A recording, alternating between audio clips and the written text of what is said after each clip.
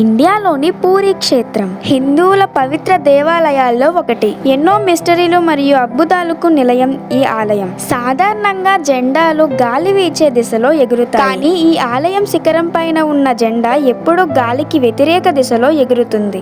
సింహద్వారం వెలుపల ఉన్నప్పుడు సముద్రపు అలల శబ్దం స్పష్టంగా వినిపిస్తుంది, కానీ ఒక్క అడుగు లోపలికి వెయ్యగానే ఆ శబ్దం పూర్తిగా మాయమైపోతుంది. ఎంతటి ఎండ ఉన్నా, రోజులో ఏ సమయమైనా ప్రధాన ఆలయం నీడ భూమిపై ఎక్కడా పడదు.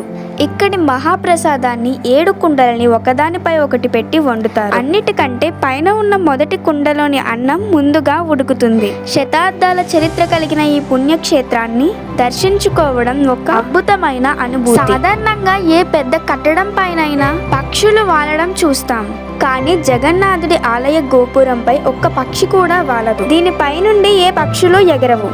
చివరకు విమానాలు కూడా ఈ ఆలయం మీదుగా వెళ్ళవు. ప్రకృతి నియమాల ప్రకారం పగటిపూట గాలి సముద్రం నుండి భూమి వైపుకు, సాయంత్రం భూమి నుండి సముద్రం వైపుకు వీస్తుంది, కానీ పూరిలో మాత్రం దీనికి వ్యతిరేకం. ఇక్కడ పగలు భూమి నుండి సముద్రానికి, సాయంత్రం సముద్రం నుండి భూమికి గాలి వీస్తుంది. ఇక్కడ వంటశాల ప్రపంచంలో అతి పెద్దది. ఇక్కడ ప్రతిరోజు వేల మంది, పండగలలో లక్షల మంది భక్తులు వస్తూ ఉంటారు, కానీ ప్రసాదం ఎప్పుడూ తక్కువ కాలేదు. అలాగని ఒక్క ముద్ద కూడా వృధా కాదు. ఆ జగన్నాథుడి లీల అది. ఇక్కడ విగ్రహాలు రాతితో కాకుండా వేప కలపతో చేస్తారు. ప్రతి 12 లేదా 18 సంవత్సరాలకి ఒక్కసారి నవ కళేబర ఉత్సవం ద్వారా పాత విగ్రహాల స్థానంలో కొత్త విగ్రహాలను ప్రతిష్ఠిస్తారు. ఈ సమయంలోని పాత విగ్రహంలోని బ్రహ్మ పదార్థాన్ని కొత్త విగ్రహంలోకి మారుస్తారు. ప్రతి ఏటా జరిగే పూరీ రథయాత్ర ప్రపంచ ప్రసిద్ధిగాంచింది. బలభద్రుడు సుభద్రతో కలిసి జగన్నాథుడితో ఆలయానికి తరలి వెళ్లే ఈ వేడుకను చూడడానికి కోట్లాది మంది తరలి వస్తారు.